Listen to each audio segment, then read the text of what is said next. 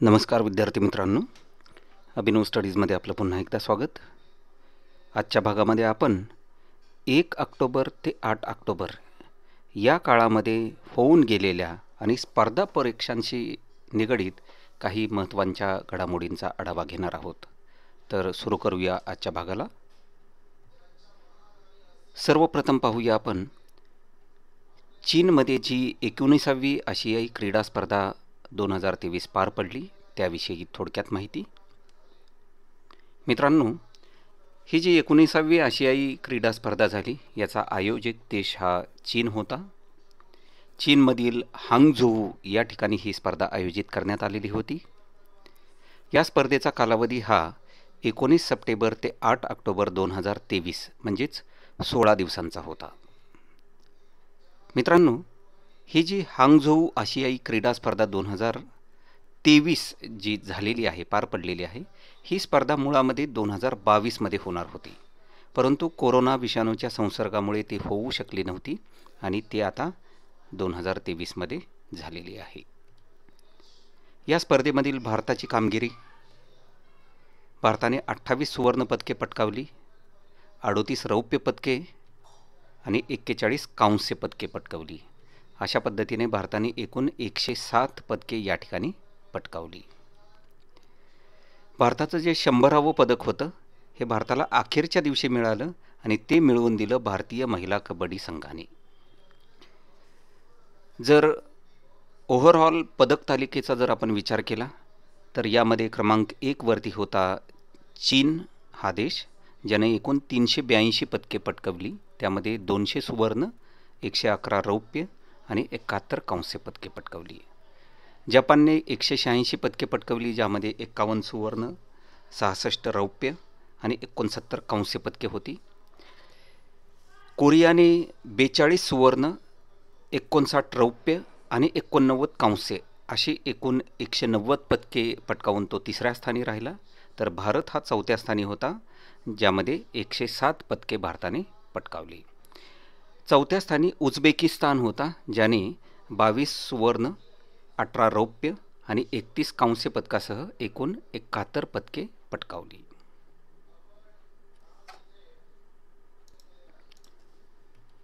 यानंतर मित्रांनो, दिनांक 30 सप्टेंबर 2023 रोजी मराठवाडा जनविकास परिषदेचा मराठवाडा भूषण पुरस्कार हा डॉक्टर रमण गंगाखेड यांना प्रदान करण्यात आला. यानंतरची जी घडामोड आहे ती निवडणूक आयोगाशी निगडीत ही घडामोड आहे. निवडणूक आयोगाने एक महत्त्वाचा निर्णय या ठिकाणी दिलेला आहे. तो निर्णय असा आहे की गुन्हेगारी पार्श्वभूमी असलेल्या व्यक्तीला तिकीट का दिले याबाबतचा खुलासा आता राजकीय पक्षांना करावा लागणार आहे. यासाठी वेगवेगळ्या माध्यमातून राजकीय पक्ष असतील किंवा एखादा व्यक्ती अपक्ष म्हणून उभारलेला असेल तर त्या व्यक्तीला व्यक्तिशः वेगवेगळ्या माध्यमातून या सर्व गोष्टींचा खुलासा करावा लागणार आहे. गुन्हेगारांचा राजकीय प्रवेश रोखण्यासाठी निवडणूक आयोगाने हे नवीन पाऊल उचलले असून राजकीय पक्षांना गुन्हेगारी पार्श्वभूमी असलेल्या व्यक्तीला तिकीट का दिले याबाबतचे स्पष्टीकरण हे वर्तमानपत्रातून द्यावे लागणार आहे. निवडणूक लढवणाऱ्या उमेदवारांना, म्हणजे तो एखाद्या पक्षाकडून असेल किंवा अपक्ष म्हणून निवडणूक लढवत असेल, तर अशा उमेदवारांना सुद्धा वैयक्तिकरित्या वर्तमानपत्रात जाहिराती देऊन त्यांचे गुन्हेगारी रेकॉर्ड काय आहे याबाबतची माहिती द्यावी लागणार आहे.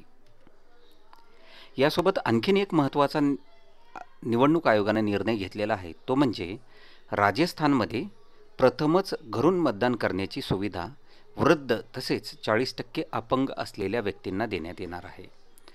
यासाठी मतदारांना अधिसूचना जारी झाल्यानंतर 15 दिवसाच्या आत फॉर्म भरावा लागणार आहे आणि त्यानंतर निवडणूक आयोग त्यांना त्यांच्या घरातूनच मतदान करण्याची व्यवस्था करणार आहे. निवडणूक आयोगाचे जे मुख्य आयुक्त आहेत त्यांचं नाव आहे राजीव कुमार. यानंतर मित्रांनो, जी घडामोड आहे ती तेलंगणामध्ये घडलेली ही घडामोड आहे. तेलंगणामध्ये राष्ट्रीय हळद मंडळाची स्थापना होणार आहे. त्यासोबतच तेलंगणामध्येच केंद्रीय आदिवासी विद्यापीठाची स्थापना होणार आहे.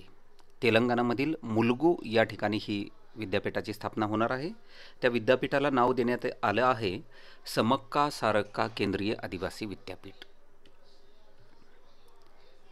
मित्रांनो, 2 ऑक्टोबर रोजी महात्मा गांधी जयंती साजरी करण्यात आली.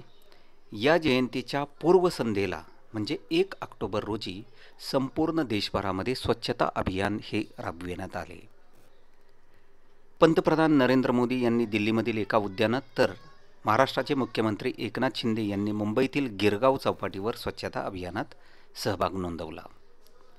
उपमुख्यमंत्री देवेंद्र फडणवीस यांच्या हस्ते शिवडी किल्ल्यावर स्वच्छता हीच सेवा या मोहिमेचे उद्घाटन करण्यात आले. सुंदर महाराष्ट्र सुंदर भारत बनविण्यासाठी राबविण्यात येत असलेल्या 1 तारीख 1 तास स्वच्छता मोहिमेअंतर्गत 1 ऑक्टोबर 2023 रोजी राज्यभरात तब्बल 72,000पेक्षा जास्त ठिकाणी स्वच्छतेची मोहीम राबविण्यात आली. यानंतर ची जी घडामोड आहे ती उद्योजक जगताशी निगडीत ही घडामोड आहे. गुगल जी इंटरनेट क्षेत्रातील अग्रगण्य कंपनी आहे, या गुगल कंपनीने भारतातून लॅपटॉपचे उत्पादन ही कंपनी आता करणार आहे. गुगलने लॅपटॉप निर्मिती करणाऱ्या HP कंपनीशी एक करार केला आहे आणि त्यांच्यासोबत भागीदारीतून भारतामध्ये गुगल ही क्रोमबुक्सचे उत्पादन करणार आहे. चेन्नईमधील फ्लेक्स फॅसिलिटी येथील अत्याधुनिक सुविधेतून हे उत्पादन सुरू झाले आहे. गुगलचे मुख्य कार्यकारी अधिकारी सुंदर पिचाई यांनी भारतात क्रोमबुक्सचे उत्पादन सुरू करण्यासाठी HPशी भागीदारीची घोषणा ही सोमवारी म्हणजेच 3 ऑक्टोबर 2023 रोजी यक्सवरून, यक्स म्हणजे ट्विटरचं नामकरण हे झालेलं आहे, तर या यक्सवरून केलेली आहे.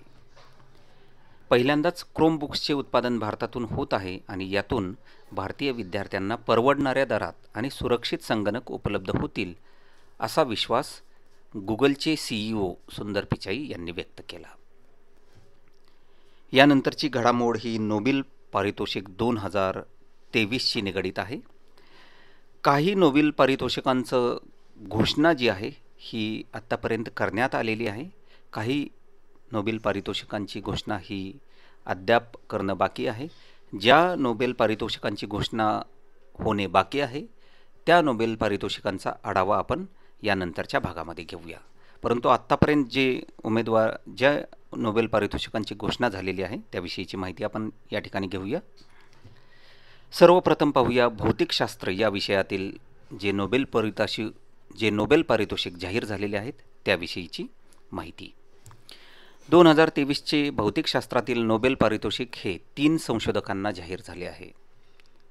ते 3 संशोधक म्हणजे ओहायो विद्यापीठ अमेरिकेतील पियर ॲगोस्टिन, म्युनिक विद्यापीठ जर्मनीतील फेरेंक क्रॉझ आणि स्वीडनच्या ॲनी लुहिलियर या तिघांना हे भौतिकशास्त्रातील नोबेल पारितोषिक जाहीर झाले आहे. या तिन्ही शास्त्रज्ञांचा किंवा संशोधकांचा संशोधनाचा विषय कोणता होता, तर तो होता विभाजित सेकंदामध्ये अणू आणि रेणूंमधील इलेक्ट्रॉनची हालचाल व ऊर्जेचा अभ्यास करणारे तंत्रज्ञान हे त्यांनी विकसित केले. रॉयल स्वीडिश अकॅडमी ऑफ सायन्सेसचे सरचिटणीस हॅन्स एलेग्रेन यांनी मंगळवारी म्हणजेच 4 ऑक्टोबर 2023 रोजी भौतिकशास्त्रातील नोबेल पारितोषिकांची घोषणा केली.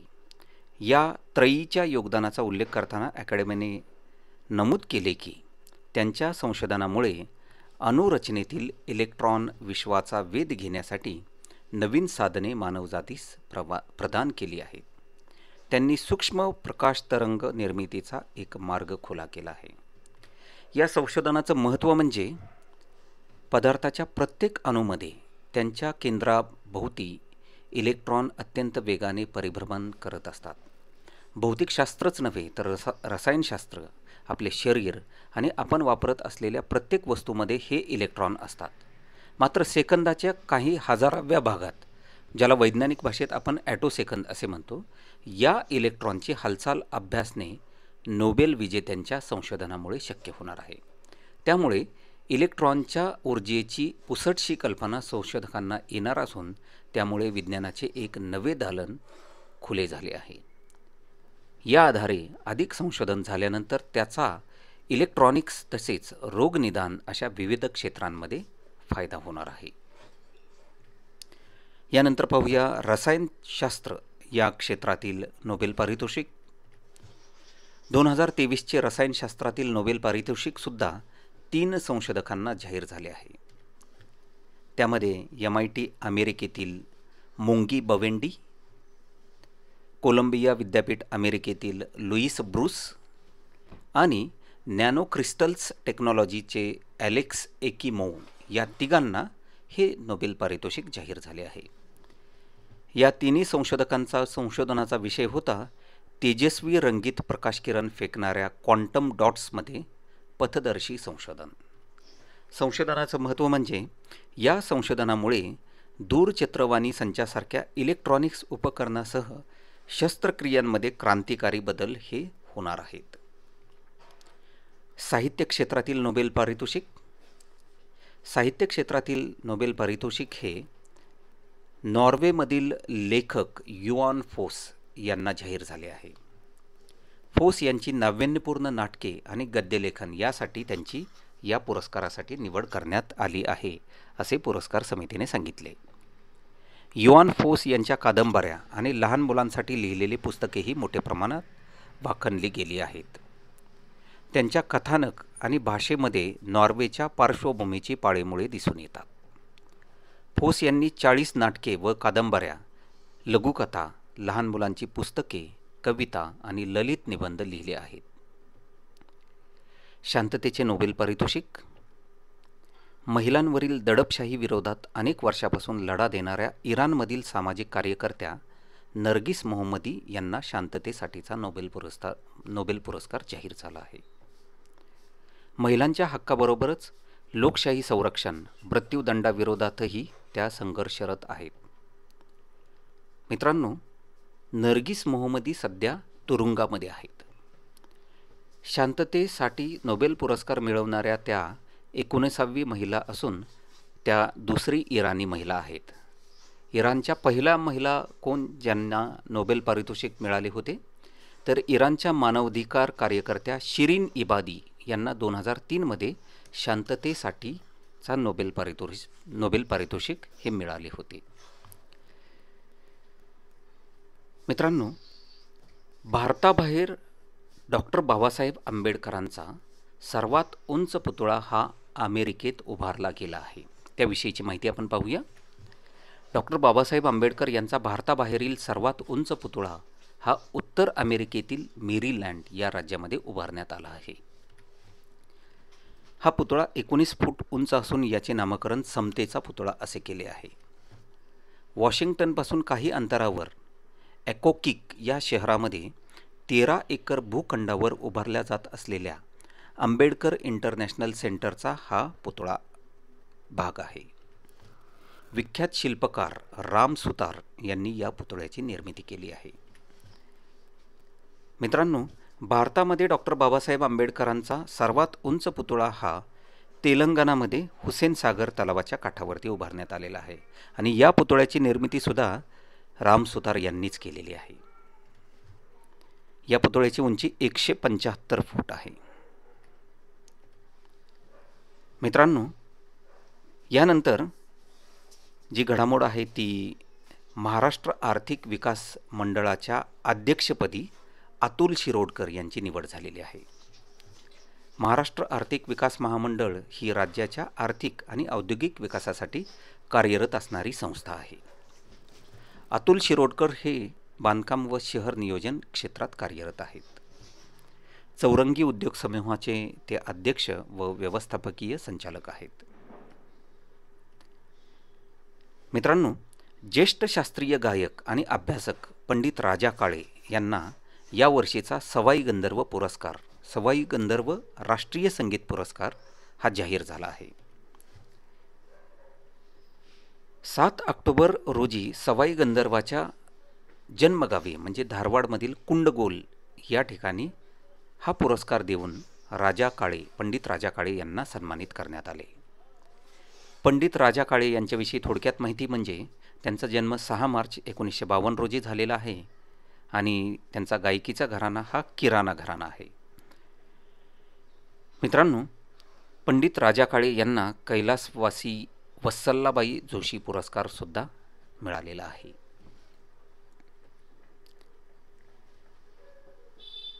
स्टेट बँकेचे अध्यक्ष दिनेश खारा यांना मुदतवाढ मिळालेली आहे.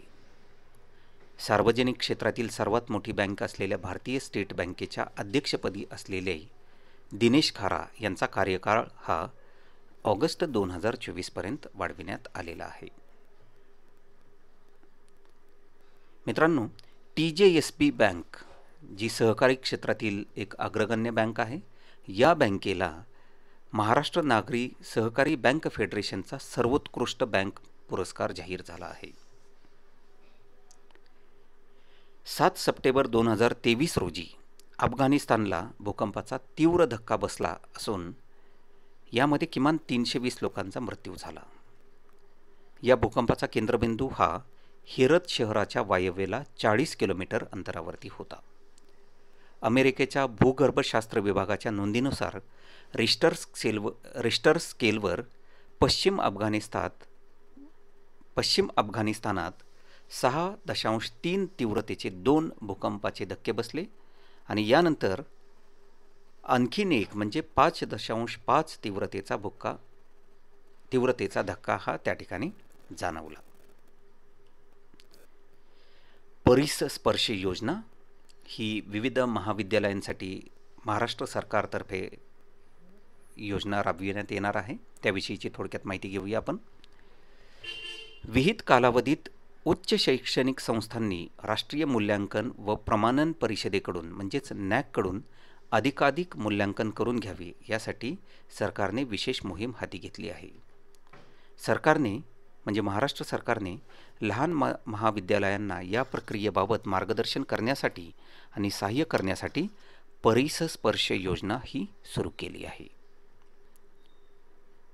मित्रांनो, तेलंगणामध्ये विद्यार्थ्यांसाठी मुख्यमंत्री निहारी योजना सुरू करण्यात आलेली आहे.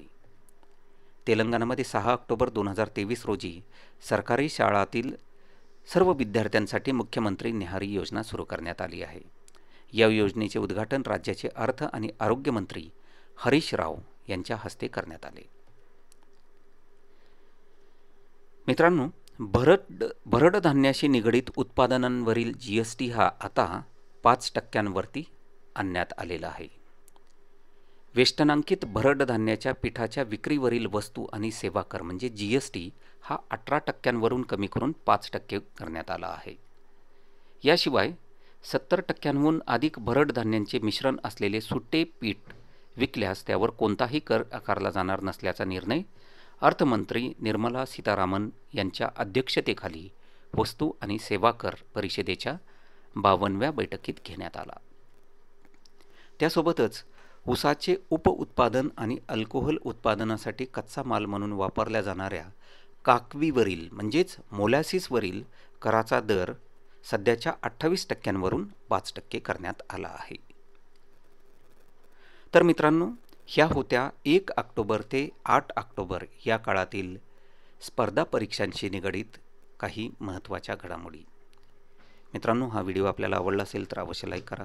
आपल्या मित्रमैत्रिणींपर्यंत हा व्हिडिओ शेअर करायला विसरू नका. आणि अशाच पद्धतीने स्पर्धा परीक्षांशी निगडीत आमच्या अभिनव स्टडीजवरती चॅनलवरती अपलोड केलेल्या नवीन व्हिडिओचे नोटिफिकेशन आपल्याला मिळण्यासाठी आमच्या अभिनव स्टडीज चॅनलला अवश्य सबस्क्राईब करा व बेल आयकॉनला प्रेस करा. धन्यवाद. भेटूया पुढच्या भागात.